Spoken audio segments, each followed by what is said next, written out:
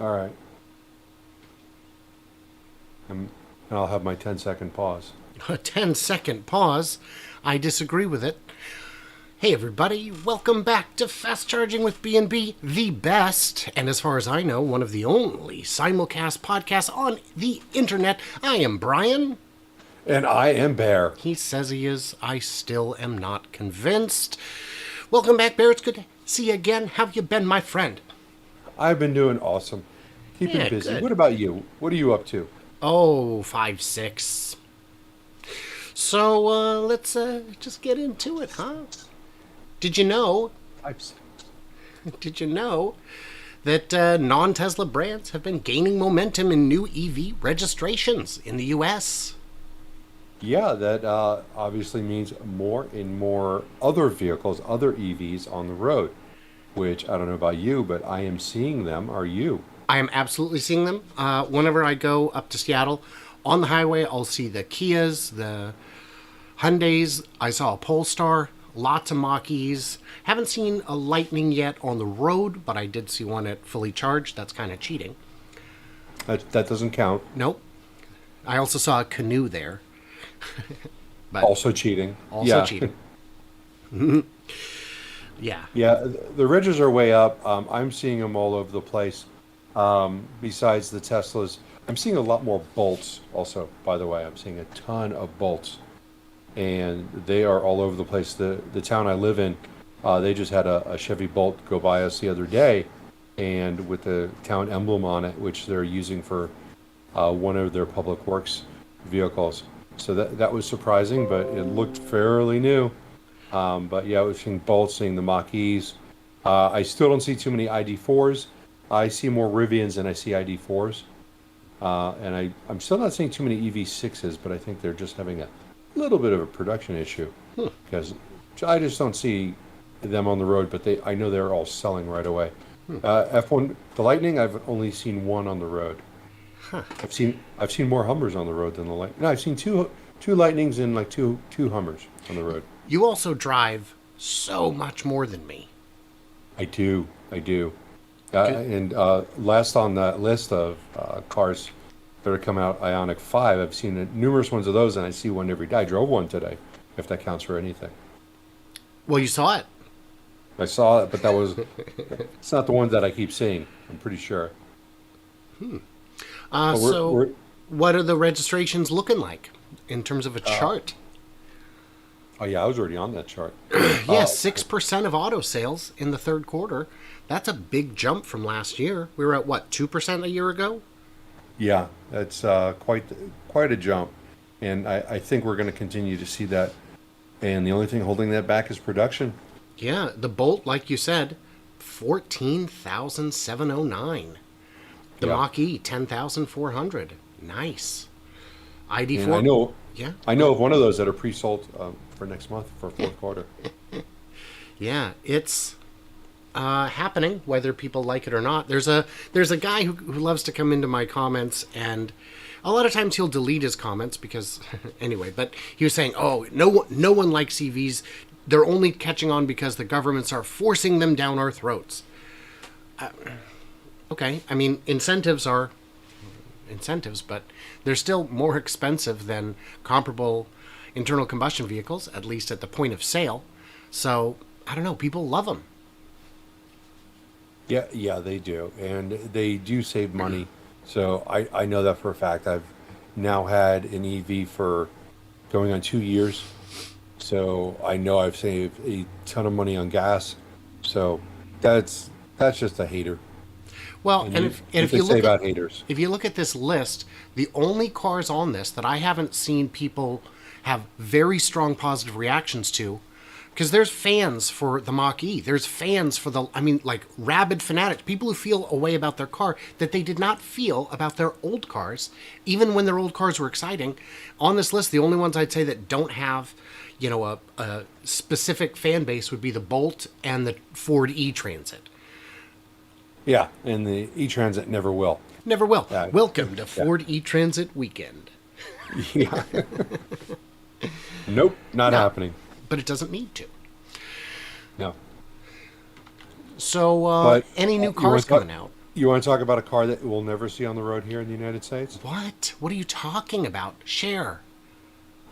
The Jeep Avenger. Yeah, it's made for the European market only, and that is going to be Jeep's first full EV.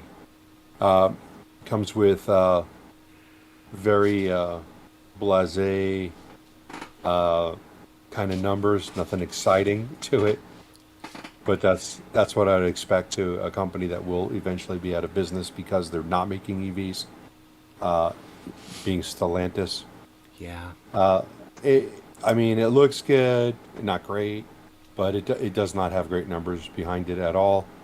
I think they're using the WLTP range of 249 miles. That probably puts it around Two. 220, 225.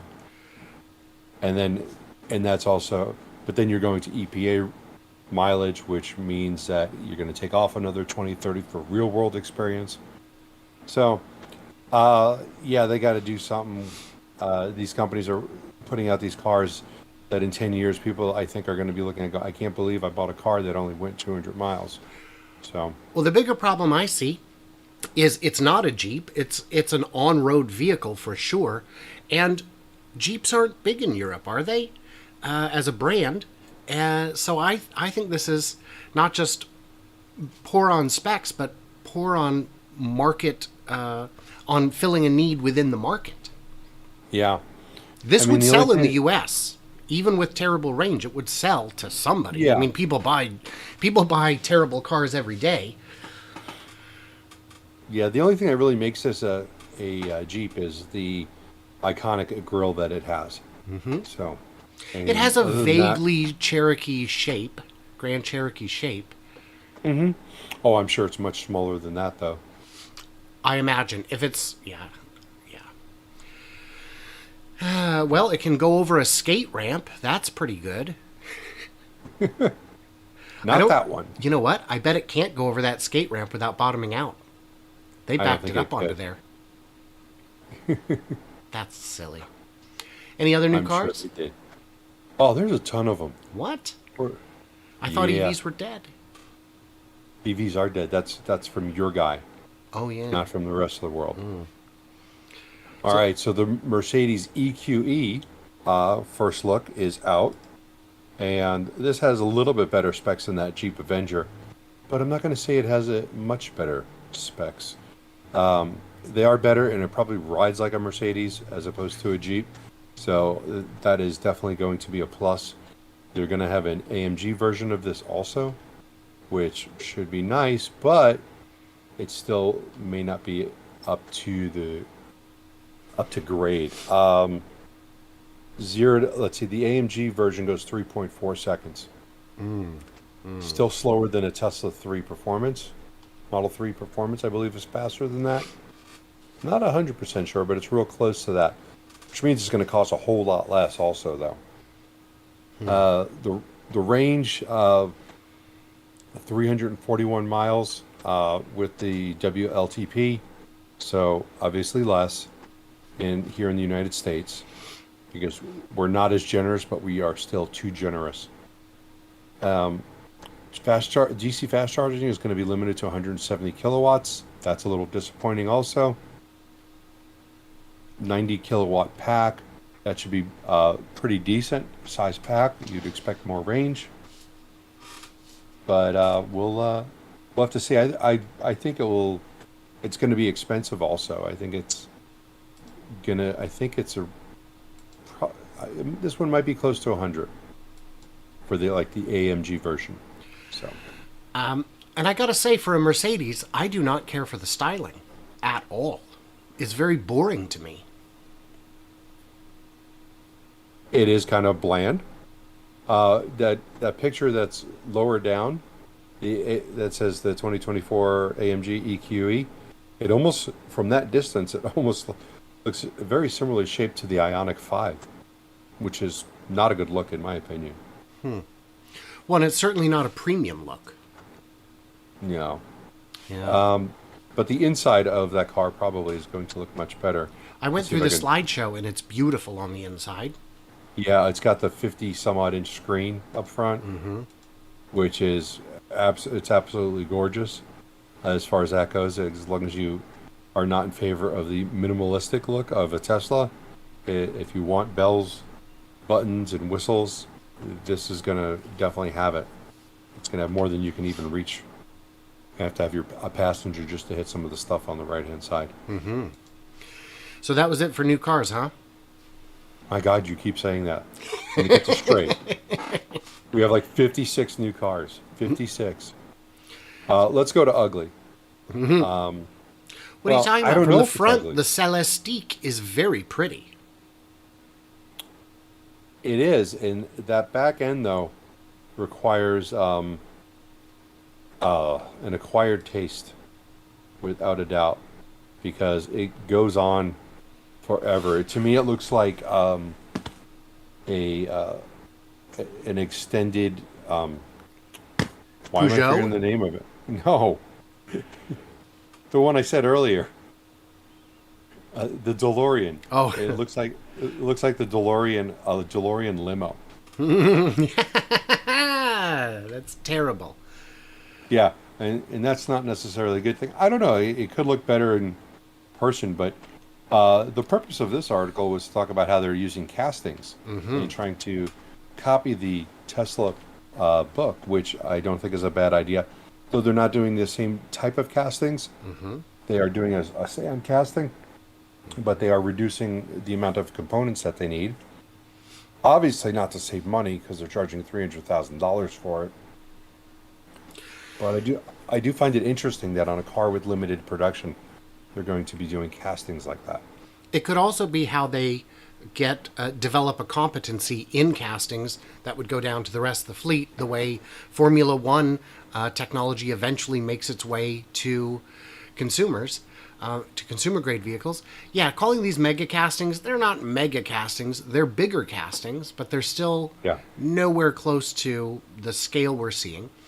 And I wonder if this is the one. When I talked to Sandy Monroe at one point, he was saying, "Oh, there's companies in America that are moving to mega castings." And I said, "Which ones?" And he's like, "Yeah, I can't tell you." Yeah. So this could be one of them. Oh, yeah, it definitely looks like it. Now, the battery pack is also going to be structural. So, You know, they make fun of Tesla for every innovation and then immediately copy it. It's like Samsung making fun of Apple for getting rid of the headphone jack, and then 4 months later, hey, who needs a headphone jack? right. So, kind of ironic, Yeah. at the very least. Do you know So, GMC is introducing the Sierra EV, the brand's first electric truck? Yeah. I think this is kind of like a no-brainer type of thing because the Sierra is the same thing as a Silverado. So this is probably just going to be a Silverado with the GMC brand on it. Yeah. This is the same truck.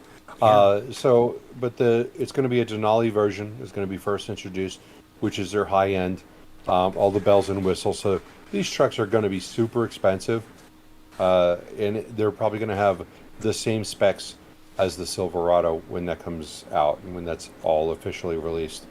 It's going to be a clone. Well, that's how you get to 30 different models of EV, is by rebadging one car 30 times. Right, and that's purely what they're doing. It's just a rebadging, but they're moving on and going to more electric. Yeah. I'm still excited. Speaking It's of another GM, way for Mary to lead. Yeah, Mary is. Oh, what a leader! She's discussing their new solar energy storage system to rival Tesla. Yeah, I'm sure it's going to be just a matter of days before she comes out and says that we have more models of electric vehicles than Tesla. So maybe Tesla should rebrand the 3. Right. Oh wait, 3 Performance, I guess, right? Right. Just give a different name to each variant of the 3. Yeah, there you go. Now we're winning. Well, for somebody who's saying that Tesla's still a joke, you sure seem to take a lot of notes from their playbook. Yeah. She's probably watching all the Tesla channels on YouTube, finding out what I'm going to do next. But one thing that they really could do is trying to figure out how to make a less expensive taillight. Why? What's the problem with their taillights? Well, $6,100 to replace two taillights seems a little excessive. Now, I've had a headlight in a Mercedes that cost like $2,000, but it was adaptive and it did all sorts of tricks. It actually had a coffee maker in it. Uh-huh. So it was expensive, but these are just taillights. But apparently they have special light patterns and all sorts of things going on in there. And it seems like it's like 30, what was it, 30 or $3,045 for just for the taillight. And Plus labor. yeah, you know what else is missing from that? Huh. Tax. Oh, yeah. Because when something's $100, you don't think about the tax as much. But if you're talking $6,100 at like roughly 9%, you've just added quite a bit of money to that. It's insane. And I just don't understand.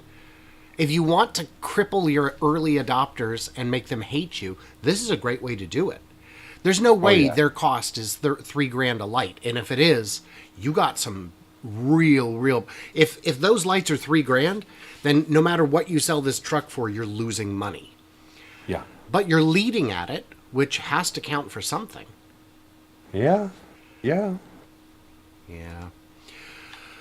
RollsRoyce. Oh, go ahead. Oh, no, I don't know what the hell I was going to say. Oh, RollsRoyce has revealed the Specter, a massive, maximally badass EV super coupe. What do you think of that look? I think it's very Rolls-Royce. Man, that's exactly what I was going to say. It has I'm the gonna have to same come up with ass something as the Cadillac. If you look at You think so? I went through to the gallery, and yep, it do. Yeah. It's like a I think fastback, except much slower. Yeah. Does it say that in there somewhere? Because that makes sense. No, I think the 0 to 60 time on this one was going to be somewhere around in the 4-second range. Okay. Which, while Rolls-Royces have always been fast cars, they're not like super fast cars. They've just always been very capable cars. yeah. So I mean, I think it's very typical Rolls-Royce. The weight to me is extremely light. The weight on this car was somewhere around 6,500 pounds, which with the battery added into it, those cars are normally extremely heavy cars. Super heavy. Yeah, 6,559. Unladen, by the way, in case you're wondering. Yeah. Put me in there, you can throw on another 500-600 pounds. Did you see the quote in the article? The electric car is perfectly noiseless and clean. There is no smell or vibration. They should become very useful when fixed charging stations can be arranged. That was said by Charles Stewart Rolls in the year 1900. Wow. So even back then, they were concerned about the smell, you know? The smell, the And the noise, the vibration. Wow. So I thought that was a very interesting quote. I hope it's real and not something like Car and Driver just made up. They'll believe it, you know? I hope so too. Jeff pointed out that that Spectre is also the name of one of the Bond villain organizations. Ooh. Well, I'm telling you, if I drove a Rolls-Royce, I would be a villain. So, Oh, Bear, you're already a villain to me. yeah, I've got my application into the cartel, so I'm just waiting for a callback. This slideshow opens a new page every time, so I Yeah, can't get it back does. to the That's very original annoying. article. That's great. It's a good way to drive up your engagement. Uh-huh. Yeah, I'm sure there's an ad on each one. Do you know that Lincoln is asking dealers to invest up to $1 million ish to sell EVs? Yes, and I guess it's creating a little bit of a hassle for some of them because Ford and Lincoln are often sold from the same place, and this article is stating that if you have a Ford Lincoln dealership, you have to invest in both, which kind of scratches my head going, I don't know how that could be right. I know Why how. would you have to? How? They're trying to dissuade them from selling Lincolns. They want them to disagree and surrender their dealership license so they can sell direct.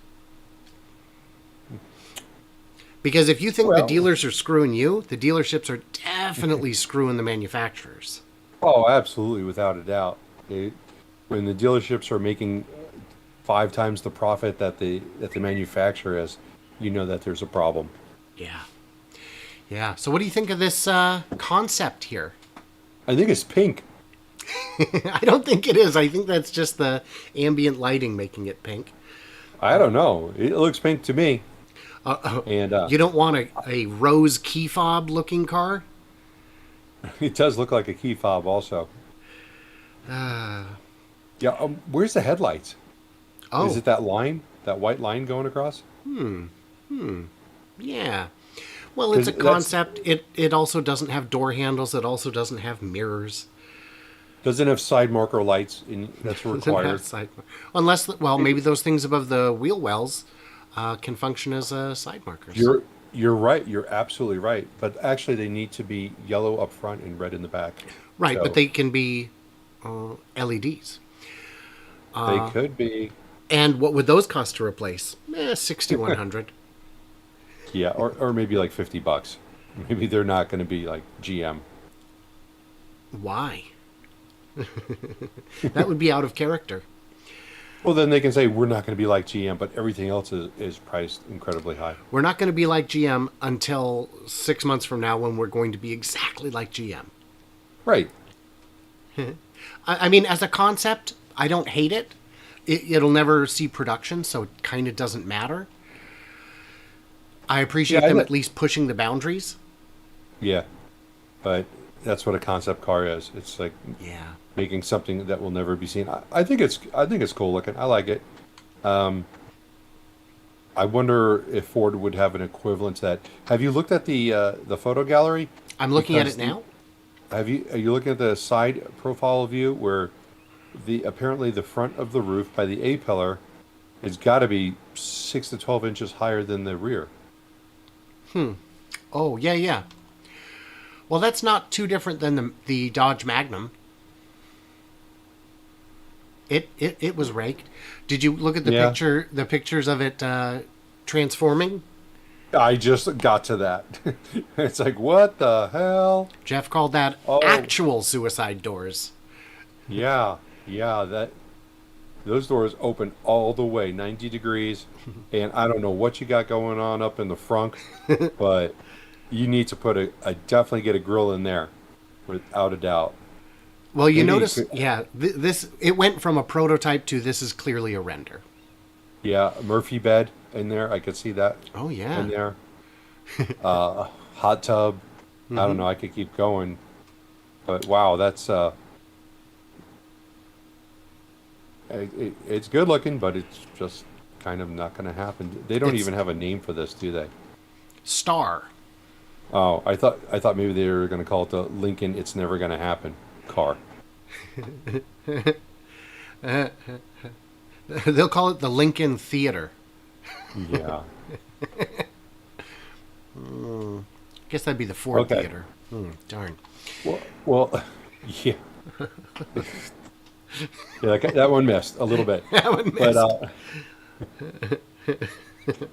thanks for explaining it to me, though. All right, on to the um, the the caplet on wheels. Tablet, cablet. What is it? Suppository, yeah. Suppository. Yeah, that's right. All right. Yeah, this one has a roof rack on it, but Canoe's got another order. 9,300. How many did they get last week when we I want to say it was in the hundreds, maybe 500. No, I thought it was in the thousands. Oh, was it? Yeah. Can we just And get it, into production?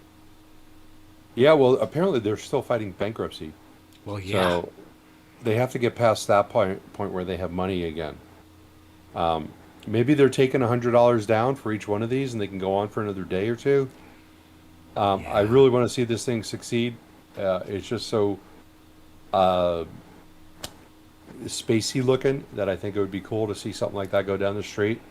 I mean, I still might point and laugh, but at the same time, I'd be like, yeah, I want Yeah. to get a suppository like that. And by Yeah. the way, we were talking about the suppositories with ribs that look like one. This one has ribs with that ladder on it. Nice. The targeted starting price is 34,750. Not a chance. Not a chance. if you could produce this for under 40, you would sell all of them.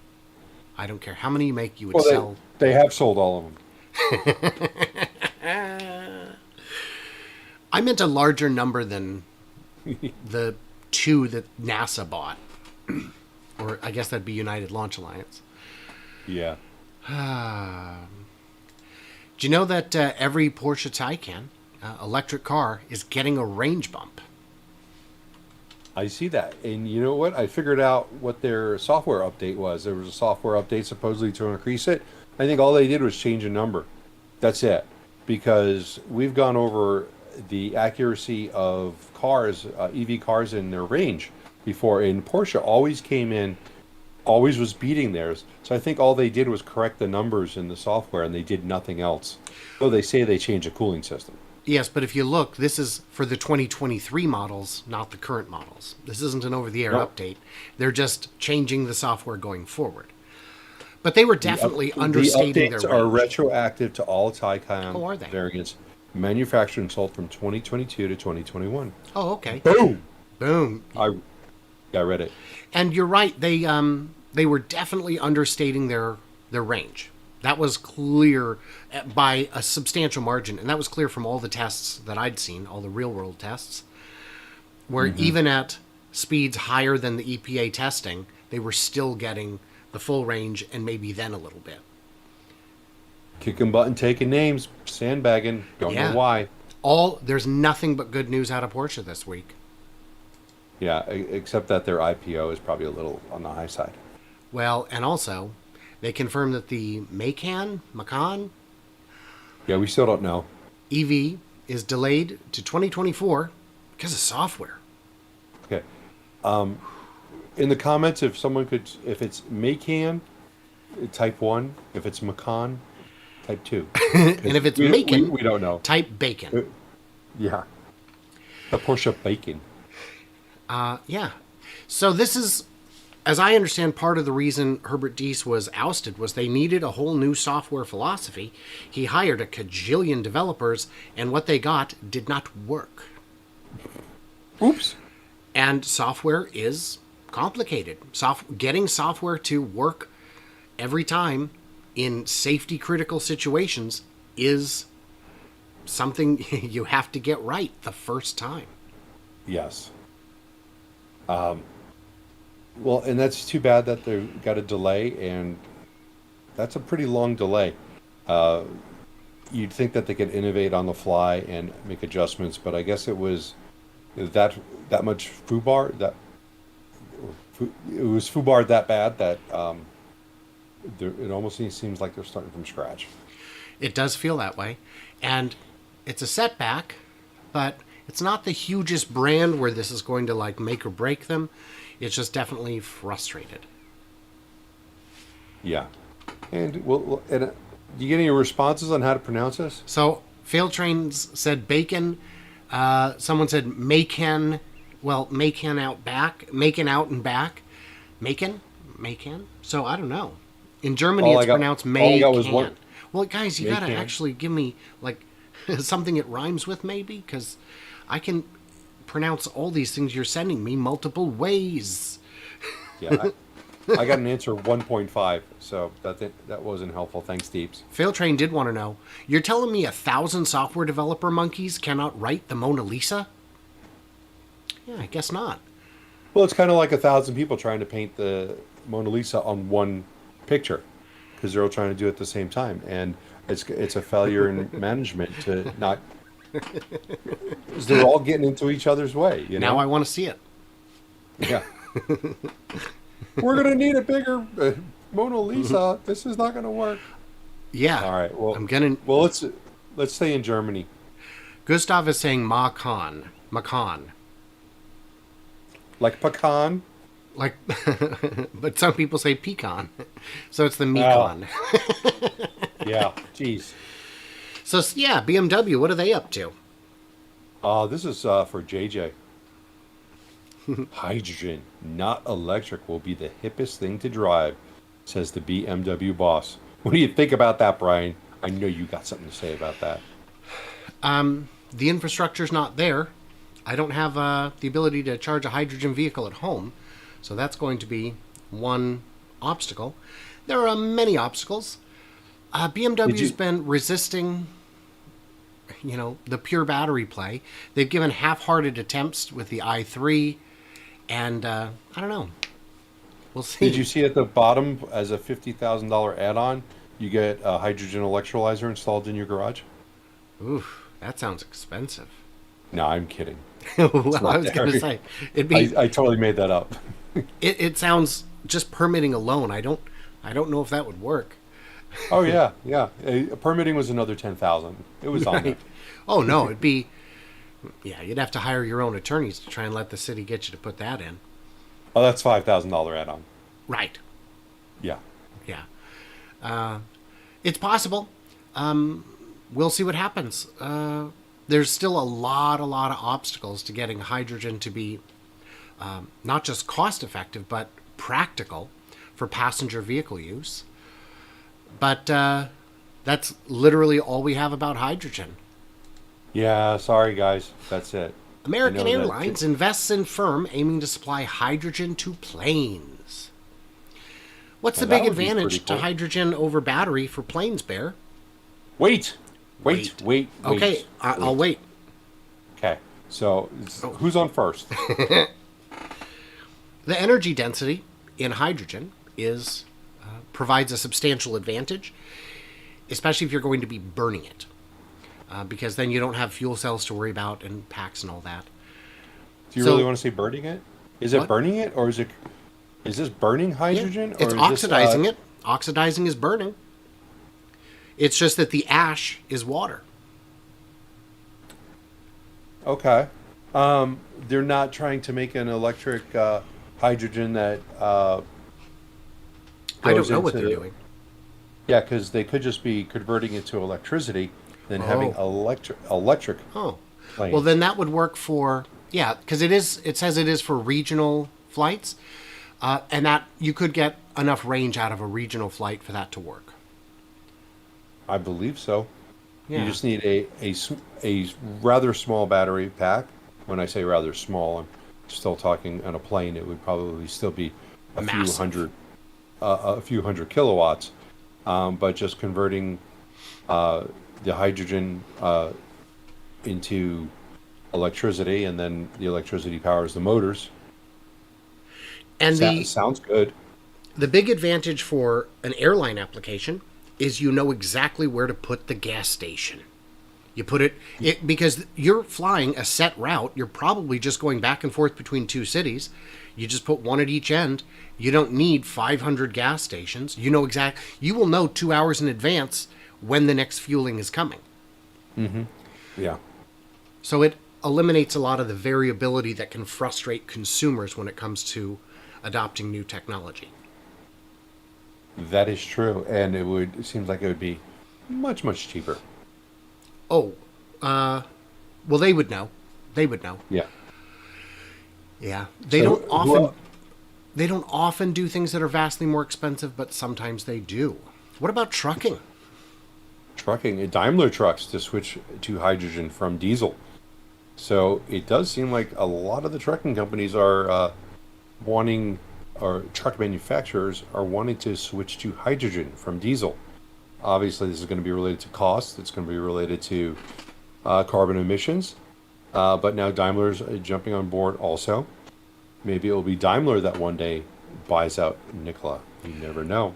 So again, just like with the flights, trucks often have set routes. If you've got one manufacturer with 100 trucks and they move from factory to port, again, you just put the stations at each end. You don't need to deal with all the complications of setting up an entire infrastructure in between. Yes. Now, I think that factory to port might be short enough for most battery electric semis. Depends where the factory is. India is a very big country. Of course, but the idea to go to hydrogen is for longer, definitely going to be for the longer range trucks and not for the short haul. There's a lot of manufacturers out there for trucking that are going with batteries for the short haul. Tesla being the first one. Nikola's got it down. But the eCascadia and a couple others, they're they don't have very long range for most trucking applications for anything that's long haul. Oh, So 150 miles doesn't strike you as adequate, especially when that would take you down to zero, because you can't get the full 150. right, right. And then that range also has to be accurate. You know, the Electromechanica Solo has 100 miles of range. Maybe we'll put a trailer on that. Yeah, put a Class A trailer on it. That's a good idea. Yeah, I think it would work. That thing has some get up and go. It could Yeah. happen. Yeah. Do you know Toyota, famously in hydrogen, is going a little heavier into hybrids now, and saying, I, 300,000 hybrids is like 90,000 electric cars. how does that equate? Maybe by battery deployment, I don't know. Yeah. It might be by battery deployment, but if you look at tailpipe emissions, 300,000 hybrids aren't equal to any Right. One battery hybrid electric. is has more tailpipe emission than 90,000 EVs. That's right.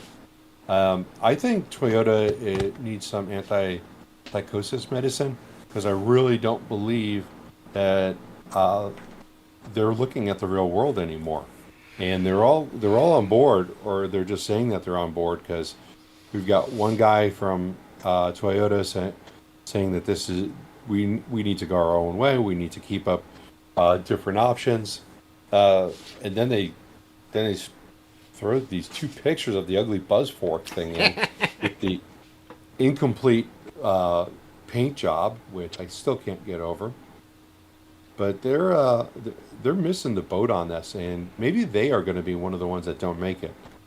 They are so big, but if they never jump on board, or if they jump on too late, I don't know. I think once they do jump on board, they could probably catch up fairly quick. So my thinking is their CEO, again, we've talked about this before, is not the most qualified CEO. He's just the most qualified grandson of the founder. Yeah. And this definitely lacks vision because they've got, I would argue, the hybrid system dialed in. It's a much easier sell to maybe shareholders, maybe suppliers, maybe just themselves. And they can avoid having to convince consumers that range anxiety is not as big of an issue as they think. And we'll see how it goes. Yeah, it's just kind of embarrassing. But speaking of embarrassing, Go on. my, my Yahoo page just threw up all over that article and just sent me somewhere else. Head of zero emission truck venture found guilty of fraud. Yes, I had predicted he would be guilty on 3 or 4 charges, and so he was. Apparently, some video out there has me saying that he would be guilty on 3 out of 4. They always seem to drop one. But yes, he's been found guilty. I'm not surprised. I'm ready to move on. Unfortunately, the sentencing is still not until January 27th, so it will be a while before he's sentenced. As I've said on my channel, I want to hear how if there's going to be. I'm sure he's going to be fined, which if he gets to keep all of his money, okay, here's a couple $1 million. Thanks for the fine. If he's fined too much, he'll file bankruptcy, and nobody will get anything. But God, what does the SEC do with those fines? Oh, they just absorb them. It's just their budget. Yeah, yeah. So, in the end, But a nobody finding was of helped. guilt here really opens the door for a civil case, which would be, what happened to OJ, who of course was determined to be completely innocent, but still somehow, but he is also financially fine, you'll notice. Yeah, but he is still actually looking for Nicole Brown's killer, from what I've heard. And the good news on this is, this also opens the door to Nikola being able to recover some money from him too, whether for Yes. themselves or for their shareholders, which would be Yeah, which would be well appreciated, I am sure. Well, in a sense, the $125 million that they had to pay, if they get that back from him, that in a sense does go back to the shareholders because it's less future dilution of the stock, is one way to look at it. But I would like to see somehow this money being repaid to people who were lied to and listened to those lies. Yeah, So yeah, it's tough. So you yeah, found some interesting news on Nikola. Nicola, they bought hundreds of acres in the West Valley of Arizona, the Phoenix area. Um, this information was not actually put out there. It was not broadcast very loudly. It was broadcast, and there was only three different web pages I could find it on, and two of them were paid subscriber pages. You had a paywall. So there wasn't much information, so I did a little bit of research. I found the land, 920 acres. It's in Buckeye, Arizona. It's about 18 miles off of I-10. So I don't look at this as a filling station. I look at this as a production facility. It is out in the middle of the nowhere. There's some roads around there, some main road.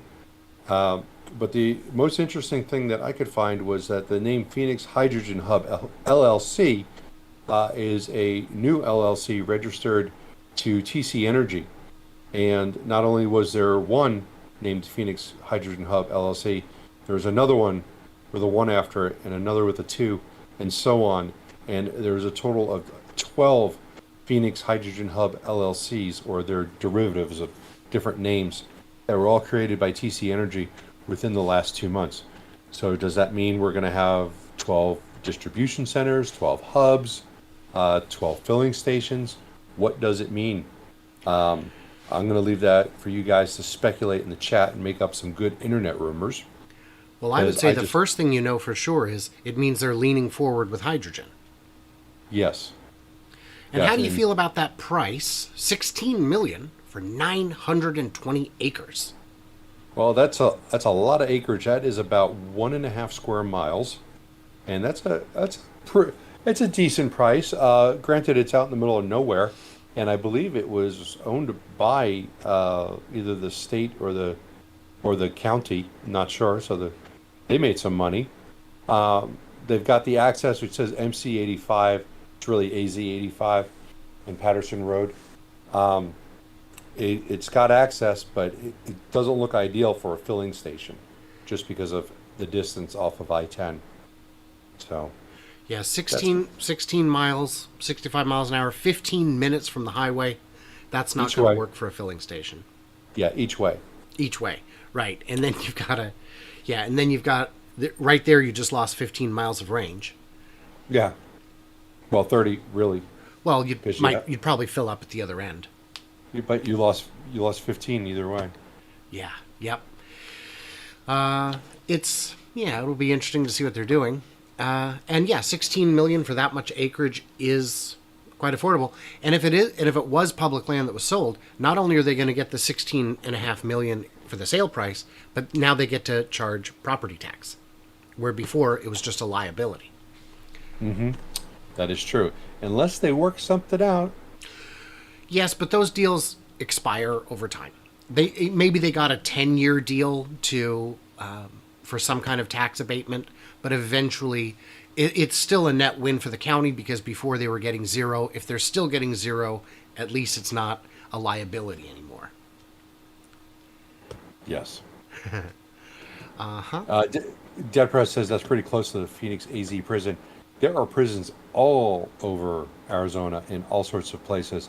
The Nikola site in Coolidge, when we're flying and when we're looking northwest, you can see a prison across the street. That's how close the nearest prison is. So, Train said, doesn't matter, 16 miles, they should just put in a pipeline. They could have the filling station 16 miles away at the road. they can. That could be a way to fill up that particular filling station. But if they've got 12 LLCs, let's assume one is for this hub right here, and the others are going to be filling stations, possibly, or something, or maybe they're just going to be shipping them off to different gas stations that they've had agreements with. That's where they're going to be making it at. Yeah. Well, You know, and it'd we be don't. interesting to look up.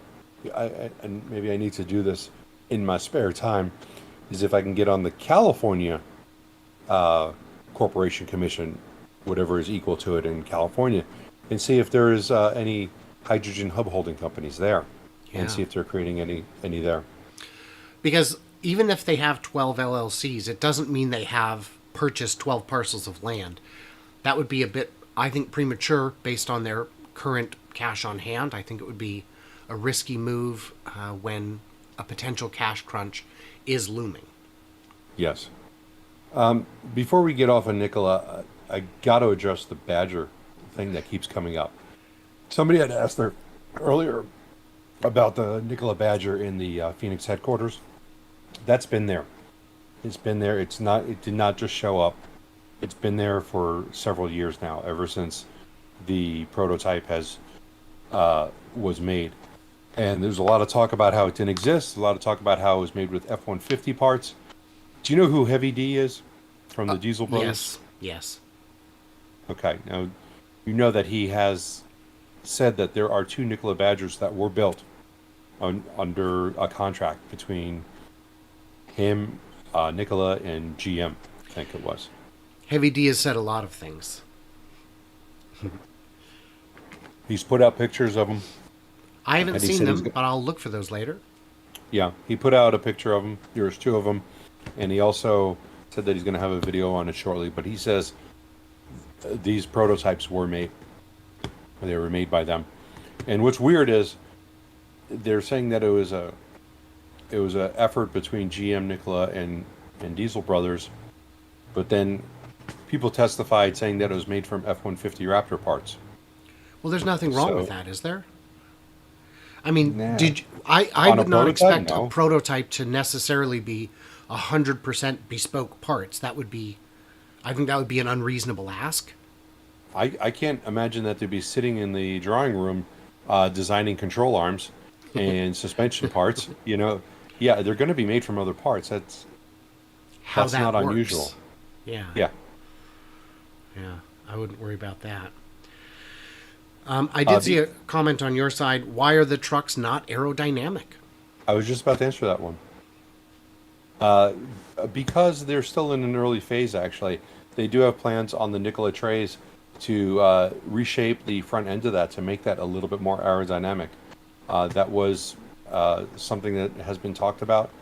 And we actually got a picture of one that we saw inside the factory. Not us personally, but there was a picture taken, and there was one Nikola tray that had a different front end on it. And it's the last we ever saw of it. But it did rear its head at one point. So my answer to it would be, right now it's cheaper and easier to just use Iveco trucks. Iveco, how do you say that? Iveco. Iveco, and they will move to their own. As production ramps, should they survive long enough to get there, they will, they just, right now it's a day cab, and the more aerodynamic ones look more like sleeper cabs. Hopefully they will get there. That is their plan, to get to a version that has a sleeper cab, and it will be more aerodynamic. Yeah, works for me. Yeah. Let's just rejoice that they've survived as long as they have to get into production and move some reasonably serious units with absolute plans to continue moving that forward. What's your latest cab counts looking like? Oh god, there's well over 100. We're not counting them anymore because my eyes get crossed because there's so many cabs out there. But they almost have enough cabs alone out there to meet their production goal. The real question is whether they have enough batteries and the other parts, but there's almost enough cabs to make their goal.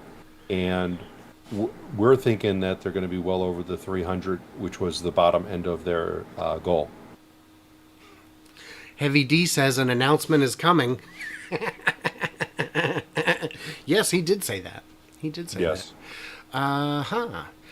Do you know that recently solar eliminated nearly all grid demand for part of a day? From 6 hours on Sunday, 10 a.m. to 4 p.m., solar, mostly rooftop solar, provided all the power needs. That's pretty impressive. They obviously don't have the same solar panels that I have.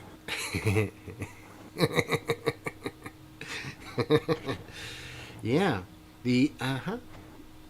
And since you've paused, I will take a moment to update everyone who cares about the LG battery in I my care. house drama. Tomorrow, it is getting swapped out. After 2 years of waiting for my battery to recall to happen, it is happening tomorrow. They're going to come in, they're going to swap out the battery that blew up, did not give me any notice that it actually exploded, and fortunately did not catch on fire, and it was recalled because of catching on fire. So, awesome. That's happening tomorrow. Fail Train said, LG did you wrong, Bear. LG has done everybody wrong. I think the Viking guy did a video on how stupid it is that GM teamed up with the worst battery manufacturer in the world, LG. Yeah, pretty frustrating. And of course, in Southern Australia, they have not just the mega pack that went in a few years ago, but the expanded mega pack that's been updated since then. That is doing great work. And one unique value proposition I heard recently that sets Tesla apart in terms of their mega packs is AutoBidder, which uses AI to predict what the next few hours or days of power demand is going to be. So it can, if it's at 80% state of charge and it can see that there's probably going to be a need based on temperature or other things, it'll start topping up the batteries in advance and be ready to go. Yes, that is working out well. I wish I had something like that. Yeah. First, I need a working battery, though.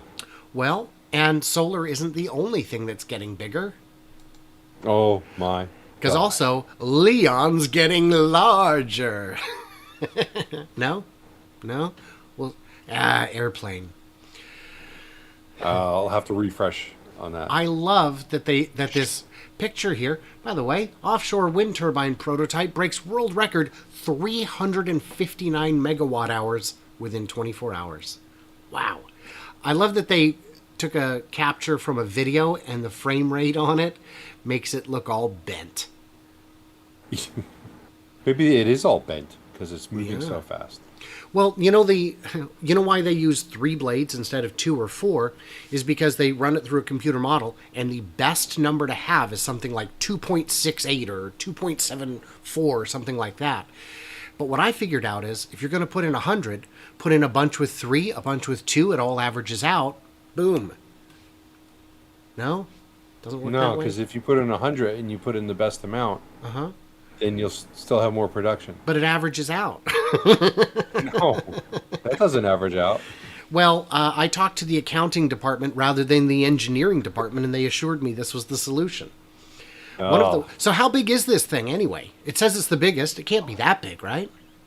This thing is, what's the next? It's not big or biggest. It's not mega, super mega. It's beyond all that. Yeah. And of course, someone's going to go out and build one that's bigger than this.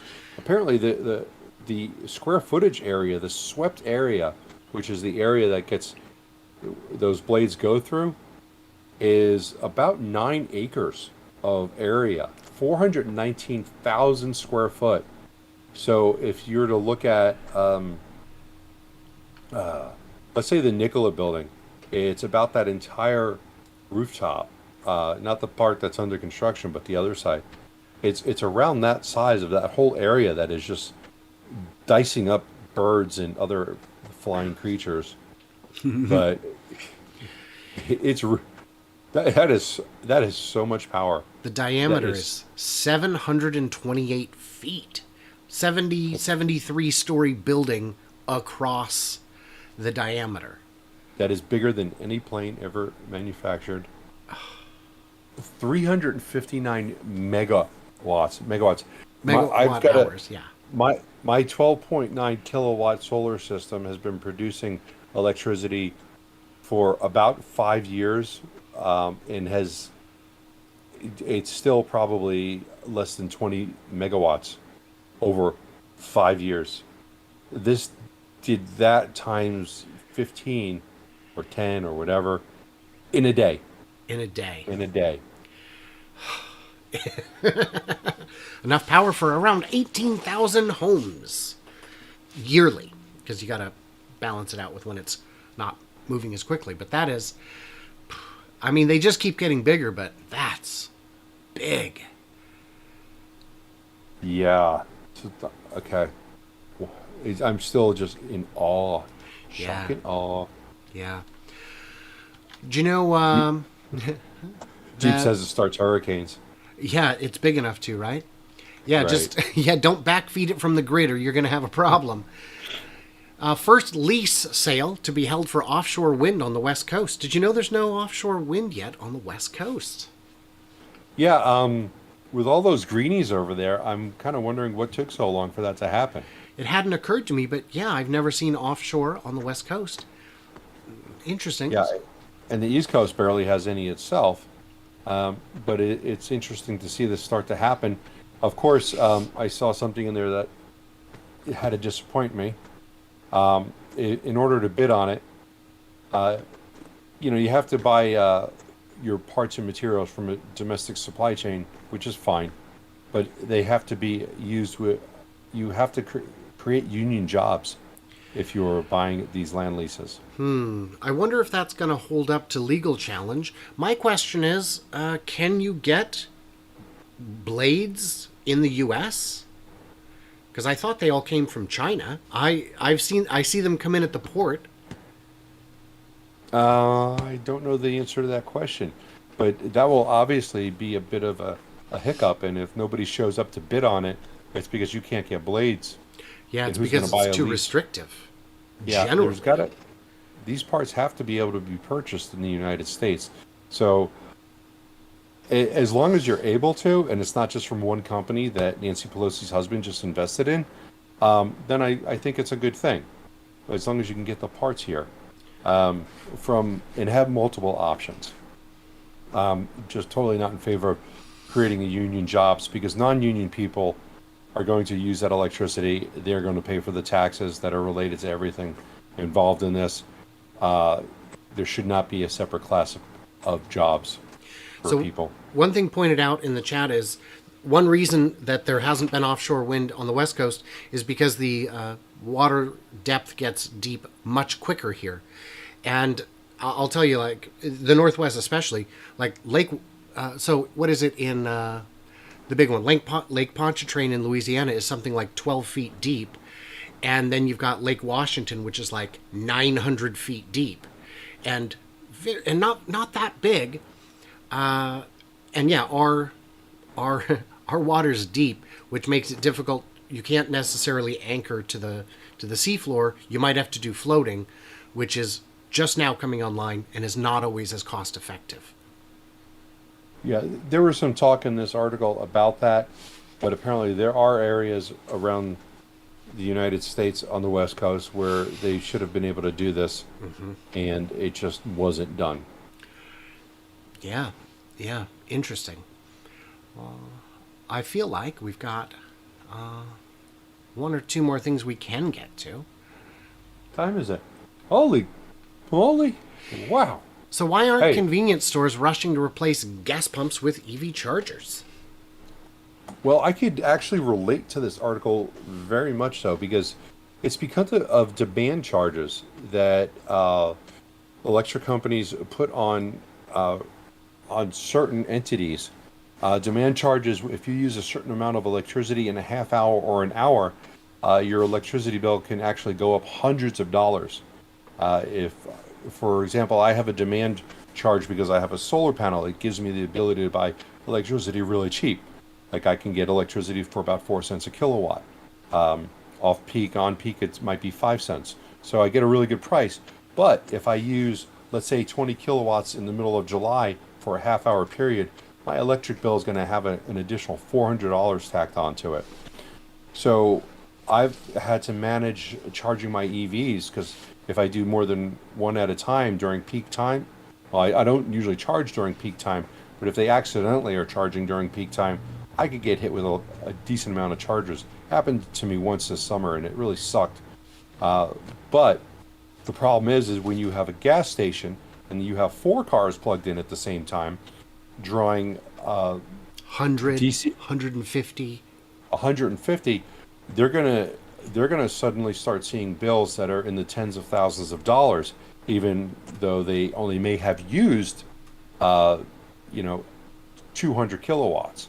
Uh, there, an example of this in this article. It says that if 4 vehicles were at a station at once during a demand hour, they can get about $250,000 a year in extra fees, and there's no way to pay for that. No. So, like I said, I run into that just trying to charge 4 EVs in my place and making sure that I don't have anybody plugged in during a demand time, let alone have 2 plugged in, because I had that happen and it sucked. My bill went up $400 that month just for that 30 minutes of time.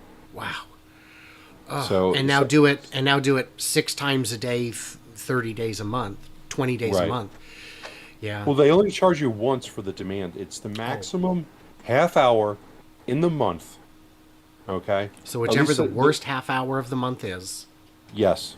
So if I had a half hour where I used like 20 kilowatts, then whatever it types out as, and you can look up on like srp.net or srpnet.com, and it will actually tell you this is how badly you just screwed yourself, and there's no going back from it.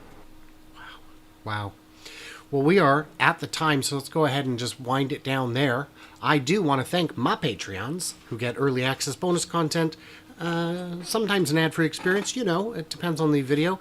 And I also want to thank your Patreons, but I'll let you do that because you're better at it.